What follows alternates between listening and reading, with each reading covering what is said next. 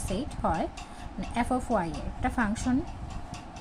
হয়, তবে কে এর কোন মানের জন্য এফ অফ -2 = 0 হবে, মানে এফ অফ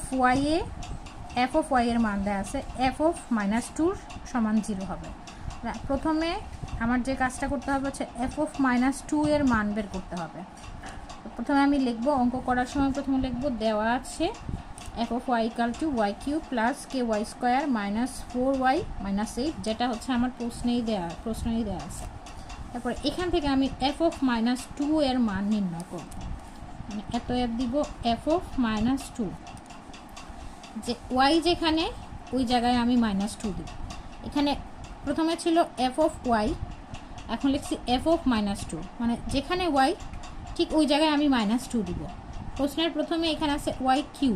তার মানে এখানে হচ্ছে -2³ প্লাস কে y², ওয়াই এর জায়গায় কি দিব -2, তাহলে -2², y²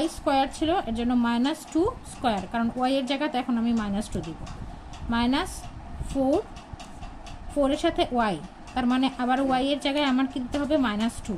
যেহেতু দুইটা সংখ্যা এবং 2 আগে মাইনাস আছে এর জন্য ব্র্যাকেট দেওয়া জরুরি, আর এখানে গুণ চিহ্ন, কারণ 4 আর ওয়াই এর সম্পর্ক হচ্ছে গুণের। তারপরে হচ্ছে -8, এখন -2³ মানে হচ্ছে তিনটা -2, -2 × -2 × -2, তাহলে এখন প্রথমে সংখ্যাগুলো গুণ করি, 2 × 2 = 4, 2 এ 2 গুণ করলে হয় 4, আবার 4 এর সাথে 2 গুণ করলে হয় 8,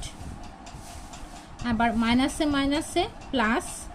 প্লাসে মাইনাসে মাইনাস, তার মানে এই 2³ -2³ এর রেজাল্টটা হচ্ছে -8। তারপরে হচ্ছে এখানে প্লাস কে, এখন -2² হচ্ছে স্কোয়ার, মানে হচ্ছে দুইটা -2 গুণ -2, তাহলে এখন 2 এ 2 হবে 4, -2 হবে প্লাস, মানে +4, তো এখানে +4 লেখার প্রয়োজন নাই, শুধুমাত্র আমি গুণ দিয়ে 4টা লিখলাম। এখন এখানে দেখি, এখানে হচ্ছে মাইনাস, এখানে হচ্ছে মাইনাস, তাহলে হচ্ছে মাইনাসে মাইনাসে প্লাস, 4 × 2 = 8, আর এই হচ্ছে -8। আবার এই লাইনটা দেখি, মাইনাসে মাইনাসে, এখানে একটা মাইনাস আছে কারণ এটা গুণ চিহ্ন, মাইনাসে মাইনাসে প্লাস, আর 4 × 2, 8, কারণ এখানে গুণ চিহ্ন, 4 আর 2 এ গুণ করলে হয় 8, আর 4 এর আগের মাইনাস চিহ্ন আর 2 এর আগে মাইনাস চিহ্ন গুণ করলে হবে প্লাস। আচ্ছা, এখানে আসি, এটা হচ্ছে -8 আর প্লাস কে 4,